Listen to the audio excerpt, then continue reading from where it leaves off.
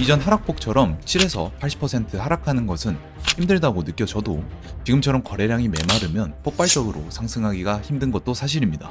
가격적으로 한번 강하게 내리는 흐름이 이어지면서 저가의 메리트를 느끼고 신규 유입이 되는 사람들과 기존에 있던 수급 그리고 보조 지표들의 강세까지 더해지면서 큰 거래량이 동반되어야 큰 상승이 이어질 수 있습니다. 물론 이전과 다르게 흘러갈 수 있는 것도 무시할 순 없지만 지난 하락폭은 모두 비슷하게 나왔다는 점들을 보면 그래도 최소 60에서 70%는 하락해 주어야 한다 이렇게 보고 있습니다.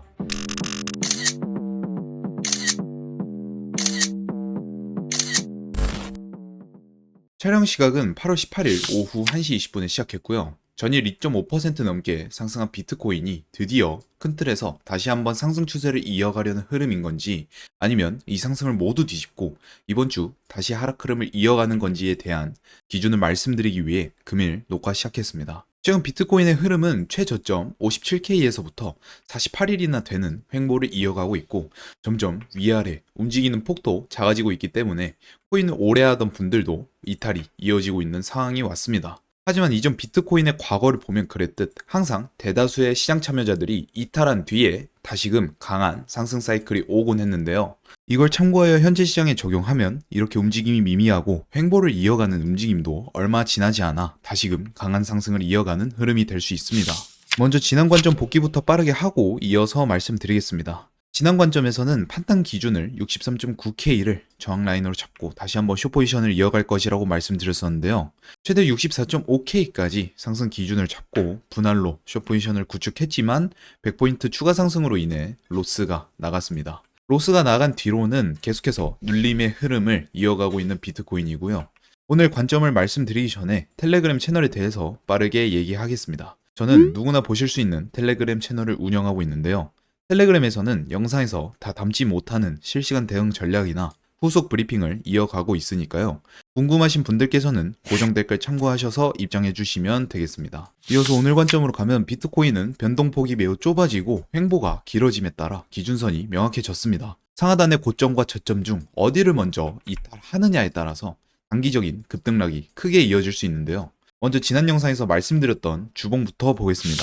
주봉이 7일선 하단을 이탈한 채 마감을 이어가게 되면 한 번 더 매도 압력이 심화되면서 장기적으로는 큰 하락이 한 번 더 나올 수 있다고 말씀드렸었는데요. 이미 저번 주 주봉은 7일선 하단에서 마감을 했고 지금은 이탈한 7일선을 돌파하지 못한 채 저항을 받고 있는 모습입니다. 월요일부터 강한 상승을 만들었어도 한 주가 끝나는 시점에는 다시금 보합세인 상태로 마감되거나 역으로 음봉 캔들이 형성된 채로 마감이 이루어질 수 있는 가능성도 있는 거죠. 추가로 이미 저번 주 주봉 캔들이 7일선 하단에서 마감됐기 때문에 이제는 한 차례 하락 파동이 마지막으로 나올 수 있다라고 보고 있습니다. 큰 틀에서의 추세 전환은 단기 이동 평균선이 장기 이동 평균선을 상단으로 교차하는 골든 크로스가 형성되어야 하는데요. 아직까지 상단으로 교차하는 흐름을 이어가지 못했기 때문에 여전히 하락 흐름이 강하다 이렇게 보시면 될 것 같습니다. 두 번째 근거는 바로 축적과 분배 그리고 이동평균선의 역배열인데요. 10월 10일부터 시작되었던 하락 사이클은 한 차례 하락 파동을 분배한 뒤에 긴 시간 횡보를 하며 축적하는 움직임을 계속해서 이어왔었습니다. 그리고 분배 전에는 항상 이동평균선들이 역배열의 흐름을 이어갔었는데요. 현재 비트코인의 위치에서도 축적이라고 볼 수 있는 충분한 횡보 기간을 거쳐왔고 이동평균선 중 단기 이동평균선 7일선과 장기 이동평균선인 49일선이 역배열되었습니다. 물론 페이크 상승 뒤에 빠르게 하락을 이어갔던 이전과는 다르게 비교적 프리미엄 가격대에서 오랫동안 머물고 있는 비트코인인데요. 페이크아웃 지점을 66.9K로 보고 있기 때문에 더 이상 고점을 높여주는 상승이 나오게 되면 이 관점은 폐기해야 합니다. 따라서 이 관점은 64.9K를 확정 돌파하지 않는 선에서 유효합니다. 추가로 이건 비트코인 하락 사이클 중 역대 하락폭을 기록한 차트인데요. 역대 하락폭을 보고 현재 하락폭을 살펴보면 하락 사이클 종료라고 느껴지는 강한 하락폭은 아직까지 이어지지 않았습니다. 이전 하락폭처럼 7에서 80% 하락하는 것은 힘들다고 느껴져도 지금처럼 거래량이 메마르면 폭발적으로 상승하기가 힘든 것도 사실입니다. 가격적으로 한번 강하게 내리는 흐름이 이어지면서 저가의 메리트를 느끼고 신규 유입이 되는 사람들과 기존에 있던 수급 그리고 보조 지표들의 강세까지 더해지면서 큰 거래량이 동반되어야 큰 상승이 이어질 수 있습니다. 물론 이전과 다르게 흘러갈 수 있는 것도 무시할 수는 없지만 지난 하락폭은 모두 비슷하게 나왔다는 점들을 보면 그래도 최소 60에서 70%는 하락해줘야 한다, 이렇게 보고 있습니다. 마지막으로 비트코인 단기 구조입니다. 비트코인은 이미 상승 추세를 한 단계 붕괴했다고 판단하여 단기 저항에서 숏 포지션을 이어갔지만 100포인트 차이로 로스 체결이 됐는데요.